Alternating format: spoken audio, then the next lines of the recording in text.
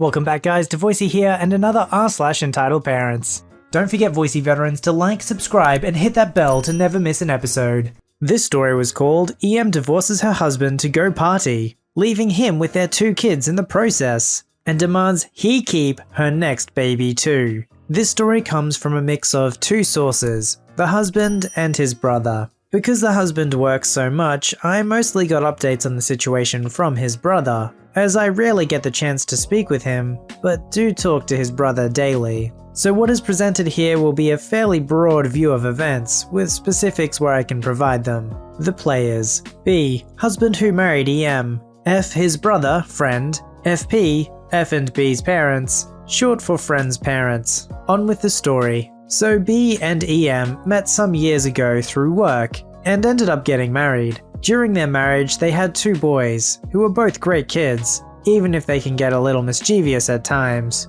Honestly, there's not too much to say about their relationship before this story starts. My understanding is that EM had liked to party before their relationship started, but mostly stopped once they got married. I wouldn't say their relationship was bad, but I would often overhear her complaining about one thing or another. Met her a couple times. She was alright when she rarely wasn't complaining about something. She's also very good at tearing up vehicles and turning a good car into a partially functional hunk of junk. In any case, she decides she's not happy with her life, and pretty suddenly announces to B that she wants to get a divorce. They didn't have a whole lot, so the whole divorce didn't take more than a month or 2, and a big part of what made it go quickly was that she absolutely did not want any custody of their children, leaving B as a single father to them. Not only did she want 0 custody, she also hasn't even spoken to or seen them over a year later. I felt tremendously sorry for those kids. I believe the oldest one is maybe 6 at this point. She's also paid exactly $0 in child support since the divorce, despite owning it.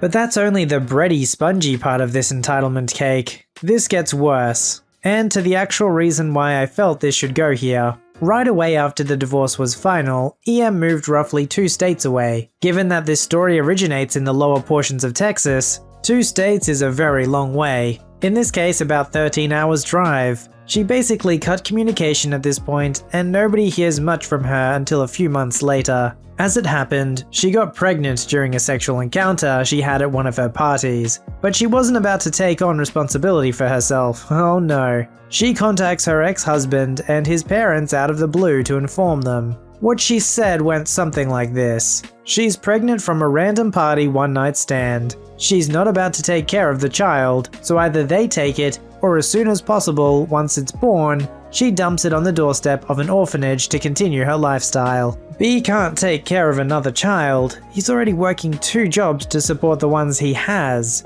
But FP are very kind people. Their youngest was a little girl they went to the trouble of adopting from Haiti to give a better life. After some time discussing it, they reluctantly agree to take EM's one-night stand baby. Over the course of the rest of her pregnancy, arrangements are made, and they manage to set things up so they take guardianship of the baby pretty much right away once it's born. For the cherry on top of our entitlement cake, EM refused to even make the effort to take the baby to them. They had to drive 13 hours to go get the baby from her. They still take care of the kid to this day and provided a good home. EM has still made 0 attempts to see or talk to her other 2 children either, and does not seem to care about any of them at all. As far as I know, she's still paid a grand total of $0 in child support and probably hasn't changed her ways at all. Stories like this are just really sad. I'm glad that the husband's parents generously decided to adopt the child because, man, I don't think they would have had a very nice life living with that woman anyway. This story was called Entitled Mother Accuses Me of Stealing for Being Polite and Tries to Force Me to Follow Her Daughter's Commands. As usual, EM is the entitled mother, ED entitled daughter, and I am me. So a little background information. A couple years before this story happened, I was in 4th grade. So for those who know the German school system, I was in Grundschule. For those who aren't informed about BLN's school system, after kindergarten with 6 or 7 years, children get into the Grundschule. Word-on-word translation is ground school, so we'll use that word for comfort of the non-German readers. I must say, Thank you for that. We stayed there for 4 years till 4th grade and learned the basics of writing, reading, and maths. We also sing a lot and still do childish stuff, getting less along the line. My ground school was pretty crappy and didn't prepare me for the upcoming years at all, but that's not the point. So in 3rd grade, this girl got put in my class. It was ED. For your imagination, her mother looked like the Karen role model, and ED looked like a little Karen. A Karen light, if you will. So Karen Jr. walked into the classroom at her first day. I didn't mind because I was talking to my friend how awesome our vacations were. She sits down right next to me and said something along the lines of, "Hello, I'm Karen Jr." Not her real name, obviously. "And I came from a school for gifted kids." She did not. "So I am smarter than you. So you have to do as I say." I, 9 years or so at the time, said, "Yeah, sure." And that was our encounter. I think she felt my resistance to idiots who try to command me to do something, so she didn't talk to me that much. Fast forward a couple of years, I'm in 8th grade on a gymnasium. Again, for those who don't know the German school system, after ground school we get, depending on our grades, put into 3 different schools. Students with bad grades go to main school. Doesn't mean that most people go there though. Moderate grade students go to real school, also just a name, and the guys with the high grades, ranging from like 1 to 2.5, should be A to B in the American grading system, correct me if I'm wrong,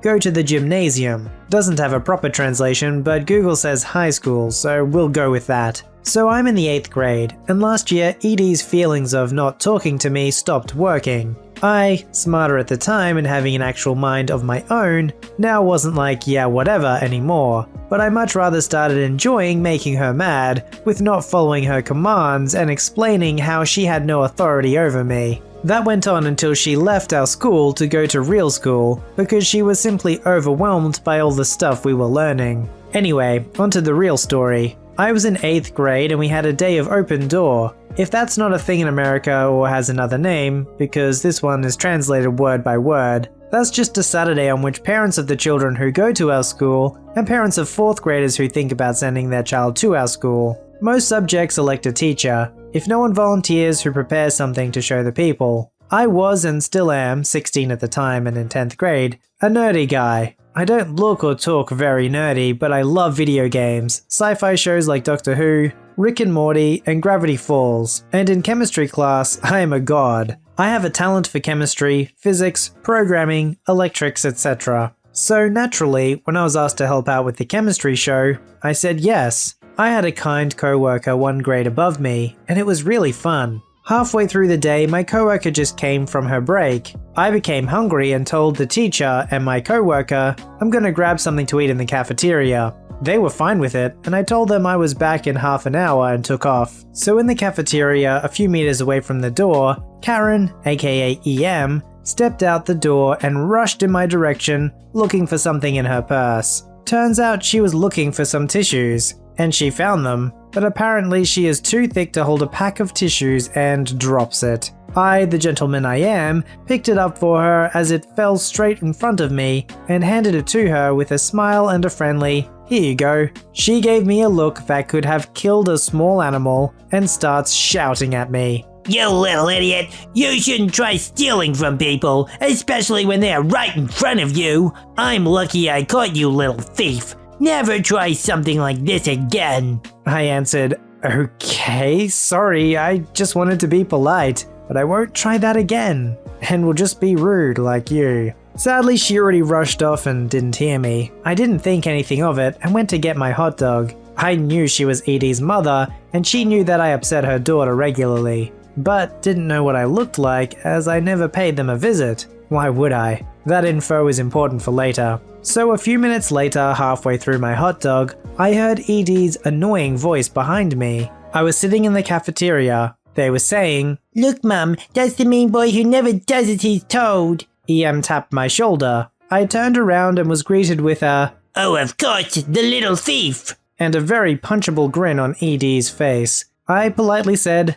"Hello again. I didn't try and steal from you, but to be polite to you, you should try that." Most of you will now think, oh, that last part was wrong. Current moment ahead, and you're right. She exploded. She screamed, "What did you just say?" in a room full of parents and children. I repeat myself but get cut off in the middle. How dare you! Why should I be polite to a little thief? You tried stealing my tissues and just gave them back as you saw me. Where's your mother? I need to talk to her about what a horrible person you are and how she thinks of punishing you. I start grinning inside, as I have practice with situations like this thanks to her daughter, and say, "Excuse me for trying to be polite to such an ungrateful person like you, but I'm old enough to do stuff on my own, and my mother is at work." You little brat! How dare you talk to me like that? You come with me, I'll bring you outside. Rude and misbehaving people like you don't belong here. She screamed and grabbed my arm. I'm a pretty muscular boy and just ripped my arm out of her claws and just said calmly, "Listen, I tried to be polite and you were totally ungrateful for it. If someone has to learn manners, it's you. You have no right to tell me what to do, and now, please, be kind enough to let me finish my hot dog as I have to get back to..." I was cut off. What? By now, other parents started to notice what happened, but most didn't care because of German not my problem culture. You have to listen to me and my daughter because I'm older than you, and she is smarter than you, so... Now I cut her off and start getting louder. "Listen, Mrs. EM, neither you nor your daughter have any authority over me. Judging by your age, you are older than most policemen as well." She was like 45 or so. "You can tell them that you send them home after I've called them if you ever touch me again. And for your child, if she's that smart, how come I am better than her in every exam?"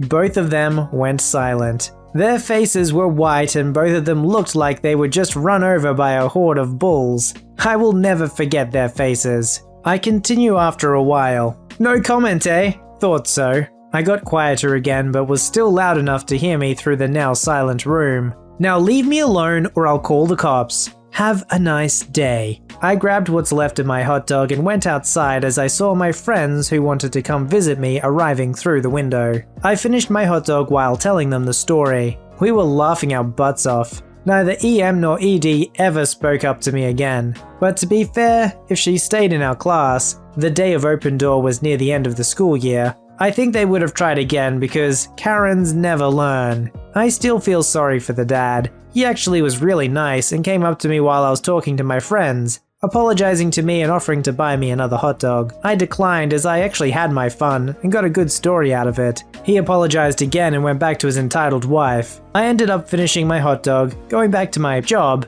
and had a lot of fun impressing and explaining the chemistry, which was way above 8th grade by the way, little flex at this point, of various experiments to parents, schoolmates, and 4th graders alike. It's always good to have a story where someone stands up to a Karen. It feels like for far too often, too many of them get away with it. But unfortunately, like they said, a Karen never learns. Just once I want a redemption arc story for a Karen, where she turns to the light side of the Force. Maybe I'm asking for too much, but I believe the story's out there somewhere. Post your stories, memes, and fan art at r/VoiceyHere. Don't forget to like, subscribe, and hit that bell to never miss an episode. Alright, Voicey veterans, I'll see you in the next one.